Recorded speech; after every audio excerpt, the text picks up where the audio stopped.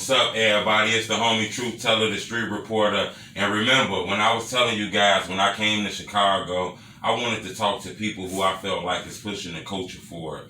People who I felt like a lot of the young people embraced in the culture. Today, I got a good opportunity to talk to one of the most known people in Chicago.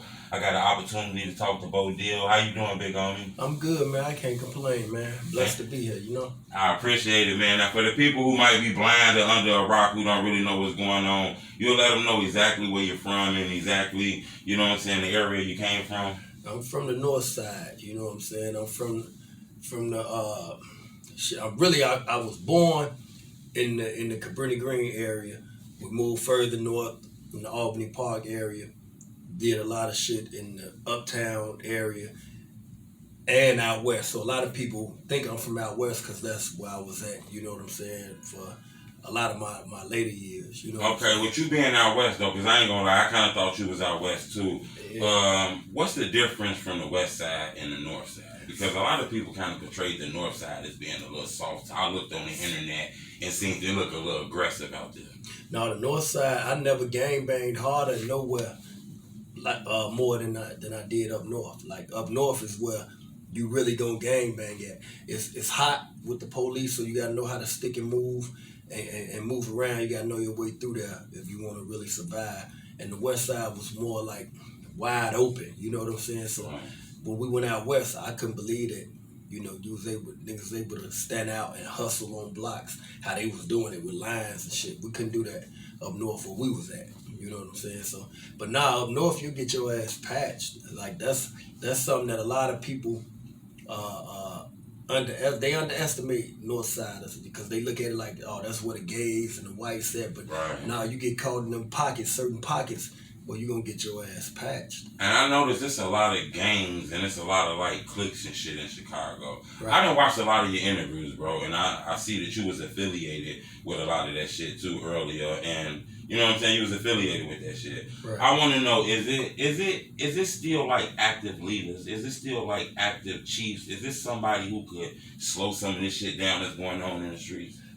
It's still some in certain areas and certain mobs. You got certain mobs where some of the guys respect authority, but overall, nah, it's too far gone. It's too many cliques and it's too many different factions to where can't nobody tell them nothing. In order to get it together, you're going to have to knock off a lot of the renegades, you know what I'm saying? So it's going to have to be a whole lot of killing. And that's why when a lot of the OGs come home or a lot of them try and step up, they see what they faced with and they like, oh, no, hell no, this shit ain't worth it because I'm going to end up losing my life or my freedom trying to fight for something that these people don't want. Niggas really don't want organization. They don't want leadership. They don't want they don't want structure.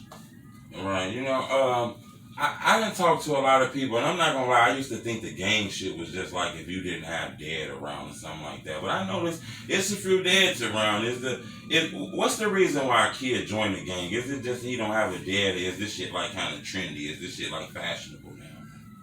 Now, I think, well, when we joined it, we didn't have our dads around. Right. So I never had like a real father figure, or none of the guys that ran with me, none of us had fathers in our lives, you know what I'm saying? But I can't say we was looking for a father. It was more so a brotherhood, you know what I'm saying?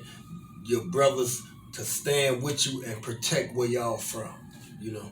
So that's really why I think a lot of people join them because they lost and they looking for guidance, you know. So if you don't have the right leadership, you're gonna click up with the people that's around you and y'all gonna get it how you live. Right. You know what? I know you got a relationship with FBGDuck. Today marks the 1 year since he been gone. I know you had a relationship with Goonie Looney. You had a relationship with Zacktv. You had a relationship with a few more other artists who end up losing their life due to the violence in Chicago. Without getting so R-rated with it, what is all that about? Why is all these rappers down like that?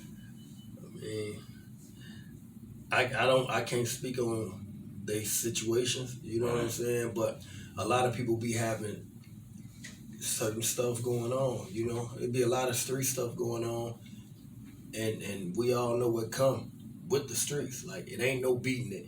It's only death but jail that's gonna come with it. You know what I'm saying? I had love for Duck like a little brother. You know what I'm saying? Like I always tried to help him out, give him advice. He'd call me if he needed some advice or if he needed help with something or, you know, just some guidance. And I always tell him how I felt. I give him my real opinion and I could be honest with him, you know. And he respected that. Goonie Looney, the same thing. No matter how wild he was, he always respected me as a big brother. You know, and Zach, that was my man too. He respected me as well.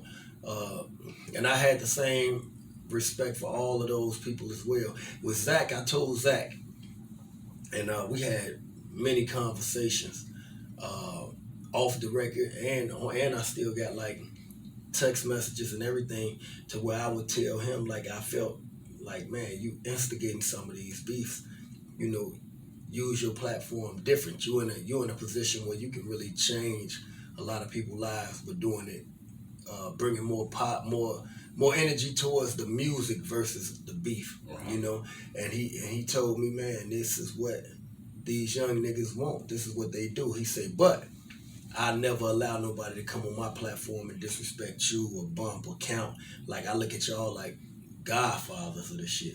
And when he said that, I respected him. Like I gained even more respect for him because he know we the type of niggas, we leaders. So we don't fall off into that. So if he allows somebody to come and do that on his platform, then it's like he playing off into it when he know that he dealing with guys who on something entirely different. You know what I'm saying? You know what? I ain't gonna lie. I see you with a lot of famous people, bro. I done seen you doing this rap shit for a while. You got a nice following, a huge size following. I want to know on some honest shit, bro. On some real 100 honest shit, bro. Do you watch over your back?